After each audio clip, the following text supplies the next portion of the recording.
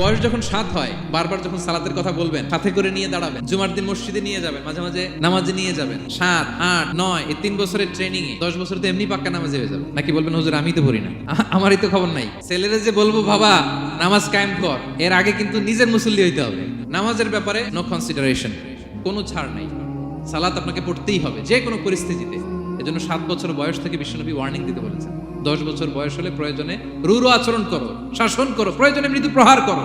অনেক ফ্যামিলি আছে নিজেও নামাজি, ছেলে মেয়েদেরকেও নামাজের কথা বলে পড়ায়। জোহর পড়তে দেয়, আসর পড়তে দেয়, মাগরিব পড়তে দেয়, এশা পড়তে দেয়, ফজর পড়তে দেয় না। ফজর নিয়ে টেনশন নাই। কেন? আমার কলিজার টুকরা সন্তান ঘুমায় হুজুর, কাঁচা ঘুম কেমনে ভাঙাই। যে বাবা মারা মনে করে সকালে কিভাবে ডাকি, উঠতে চায় না হুজুর, কাঁচা ঘুম কষ্ট হয়ে যায়।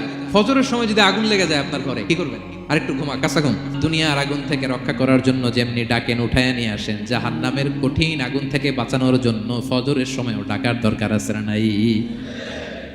দুনিয়ার আগুনের চেয়ে কমপক্ষে 70 গুণ বেশি তেজওয়ালা। বিষ্ণু বলেন নারুকুম তুকিদুন, যে আগুন দিয়ে কিচেনে রান্না করো, জাহান্নামের আগুন কিন্তু এই আগুন নয়। জাহান্নামের আগুন দুনিয়ার আগুনের চাইতে কমপক্ষে 70 গুণ বেশি তেজওয়ালা। তাহলে ফজরের সময় ডাকবেন তো ছেলে মেয়েকে, হ্যাঁ, নিজেও পড়বেন, ছেলে মেয়েদেরকেও ডাকবেন। আকিমিস সালাহ।